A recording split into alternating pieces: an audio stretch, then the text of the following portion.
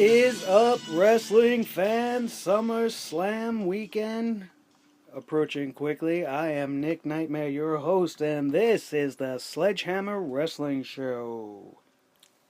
Last night was NXT and the CWC, but before we get into our coverage of last night, for those of you who listened yesterday, you might have heard a little story, and I ranted a little bit about All Red Nothing, Eva Marie, but breaking news today, the Red Queen herself has been suspended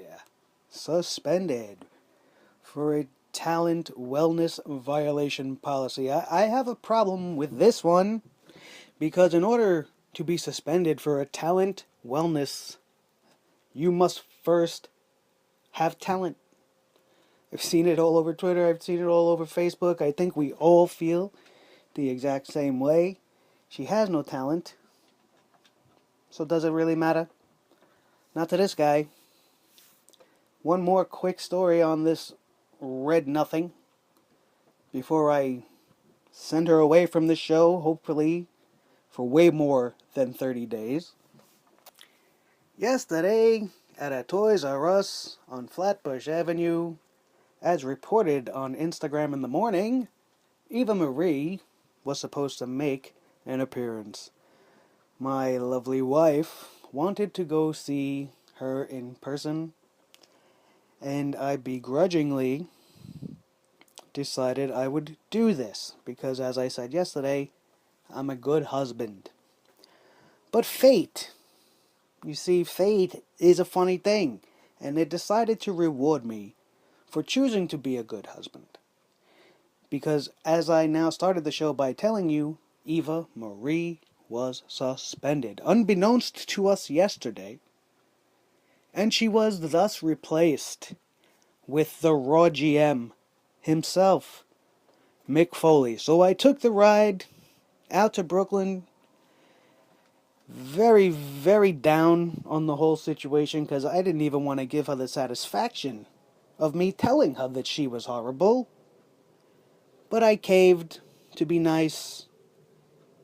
And what did I get? I got Mick Foley instead. So sometimes, for all of you people out there, it's good to be nice. And sometimes you get rewarded.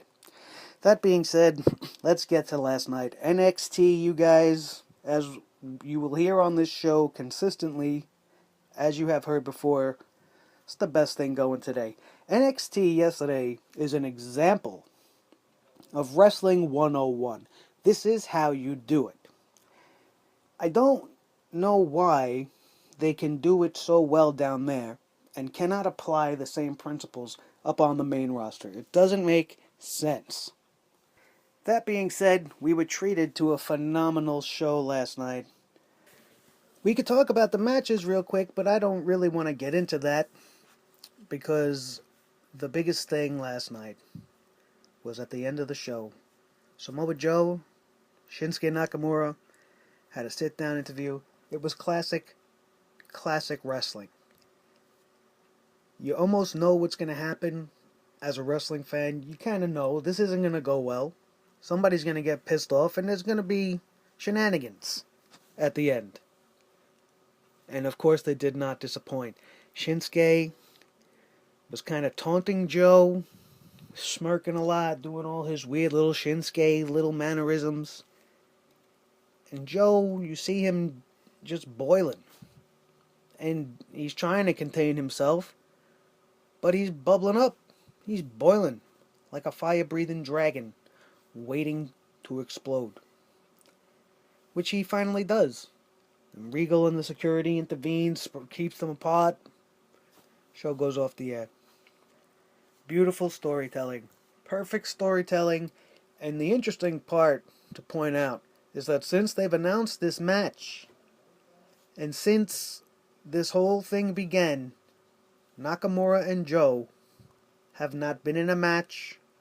They haven't mixed it up in a tag match. They haven't even gotten to punch each other in the face in the ring because they have been kept apart. Shinsuke maybe touched him a little bit that one night. That's the only contact we had. when he flicked his nose or boinked his nose or whatever he did.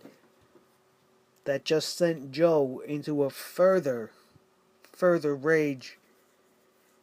And it was something to see. If you didn't see it, go back and watch it. The whole show was very good, as NXT usually is.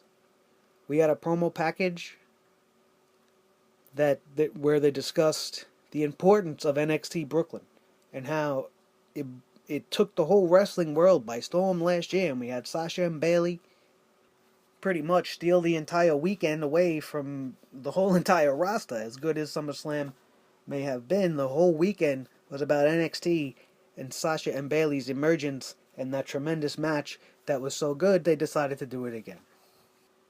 All the participants for Saturday's NXT Brooklyn Takeover 2 had a little something to say.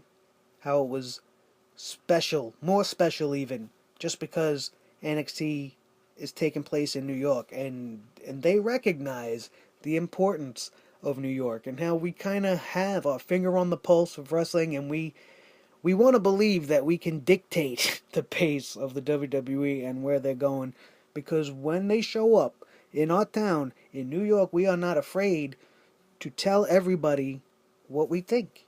We are not afraid, and in the masses it comes off even more so. For example, Madison Square Garden, 20,000 people chanting, yes, yes, yes. Impactful. The whole crowd was in agreement because the New York wrestling fan believes to be more intelligent, more knowledgeable about the product. We see through it when you try it to put it up in our face and say, look at this. We're like, no, I see that. I see that, and that's what I want. And in New York, that's how we feel. If that's what I want, we're going to get it. Case in point, last year at SummerSlam, we had a match going on in the ring, which was Randy Orton versus Sheamus, which we had only seen about 500 times before that match. And the entire crowd hijacked the show, chanting, how you doing? And now look, a year later, we're going to be chanting, how you doing? Right to them on the big show, SummerSlam, the biggest party of the summer, Enzo and Cass. They're over like gangbusters. They've been over before they even got there. Because when you watch the TV that comes from New York and not Corpus Christi, Texas, the reactions are more real. They're visceral. They're enormous. And they come to you almost with a sense of entitlement. Because that's how we feel as New Yorkers. We feel entitled to share our opinions with you. And we're not afraid to do that as a pro wrestling fan, especially when we're attending live. We're going to get our money's worth. We're going to have a good time. We're going to yell what we want. We're going to do what we want. If we don't like you, you're going to know. We're going to boo you out of the building. If we love you, you're going to know, because we'll never stop chanting for you. Ask Daniel Bryan. Ask guys like Cesaro. These guys that we chant for, that even they know that they're not ready yet in the eyes of management, but the fans and they themselves know that I got something here. And they're afraid to go and capitalize on it, I guess. And that's why everybody remains where they are. The NXT show also showcased a 6-woman tag team match where we had 2 of the old faithfuls. We had Carmella leading the team of Liv Morgan and Nikki Glencross, who I've never seen before, or I might have, but she's kind of uneventful, so I didn't remember the first time, and I wasn't too impressed this time. They were going up against my new crush, Alexa Bliss, Mandy Rose, and Daria Bernardo. Daria was cool. She had the MMA thing going on. She had like the Rocky robe and the little gloves and looked like an MMA fighter. It's probably going to get over big. Held her own in a ring. Mandy Rose, too, surprisingly so, is not just a blonde Eva, as many think. She could throw a punch, she could take a bump. And she wasn't overly impressive, but she held her own, like I said, and I expect with her further training, she's probably going to be pretty good. The match was pretty standard. They wrestled well, giving us a preview of the future of the NXT women's division. And the future looks pretty good. Because they're going to need to feed some girls to Ember Moon, who's going to blow your minds, everybody.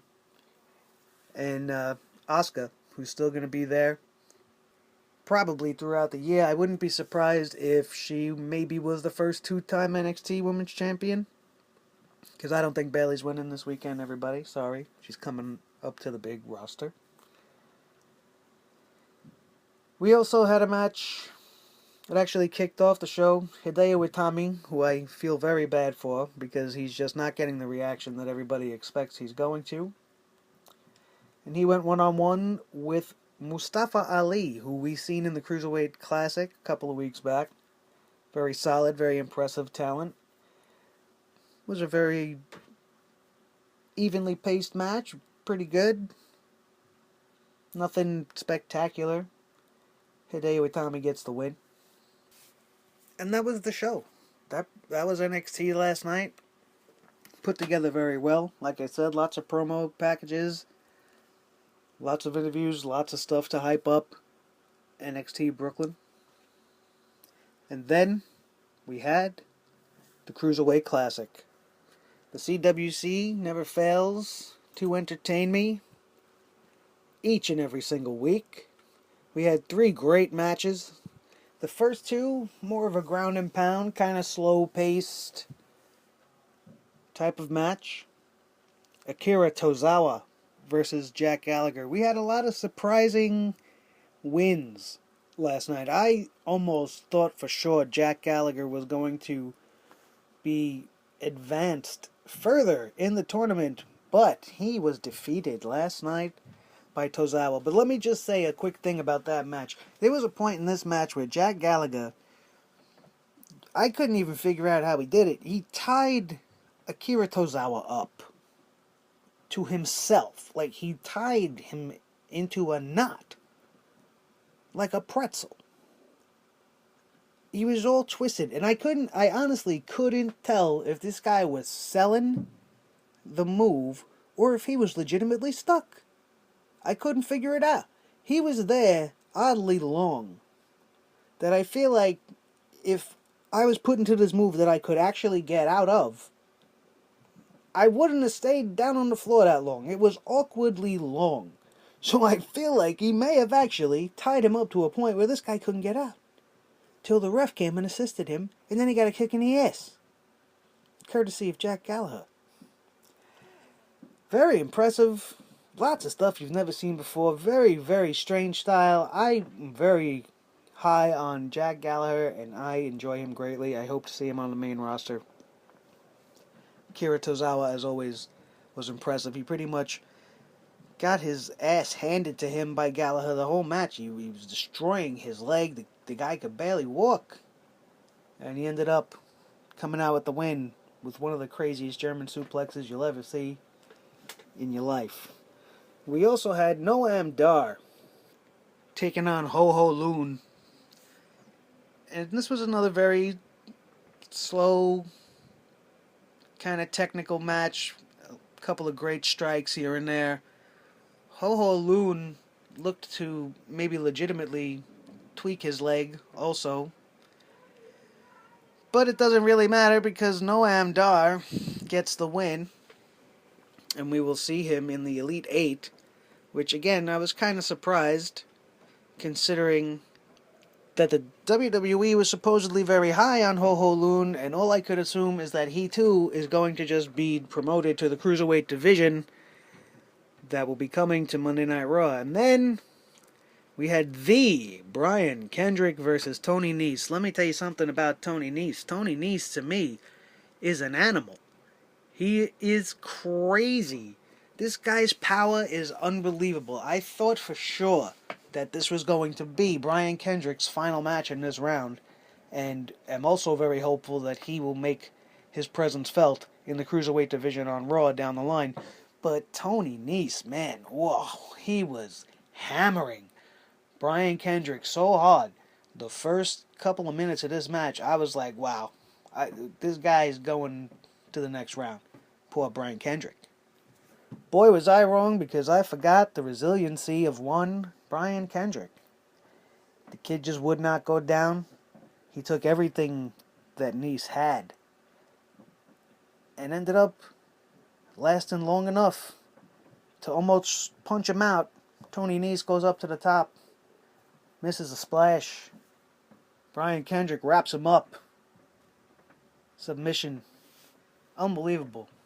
Unbelievable. Bully choke from behind. Tony Nese taps out. I almost expect, even more so, that this guy's coming up as well. I know I keep kind of saying that, but it's my hope. It's my hope that they grab all this talent and actually make a legitimate division of more than just 6 to 8 people. You need more. You're going to have so many contrasting styles, it's going to be amazing. It's going to be absolutely amazing. We're going to keep it short and sweet today.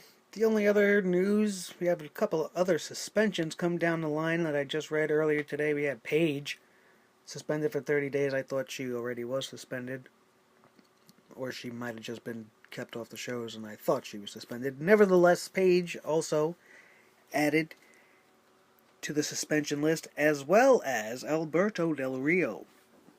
Not much news on this stuff coming down the line. As for the developments come along, I will always let you guys know. And one last thing, there are reports that Dean Ambrose is getting heat from his interview on the Stone Cold podcast. I'm not sure why. Again, not much details about said heat. We will keep our eyes on it and report it to you here on the Sledgehammer Wrestling Show. Thank you once again, everybody, for joining us. I am Nick Nightmare, your host. Please follow us on podbean.com. Also, Facebook page was launched, so look us up on facebook.com, the Sledgehammer Wrestling Show. YouTube page soon to come. Working hard on that. Gonna have this and old podcasts up there so you can go back and check out old shows. Look forward to future shows by subscribing once you go there and it's up and ready to go. As always, you could tweet to me on the Twitter at Nick Nightmare. And if you'd like to show your support, you can do so by going to patreon.com/sledgehammer for more details and information on pledging and help keeping the show afloat and try to continue to get better. Thank you once again for joining us. I'm Nick Nightmare. Have a good one, guys.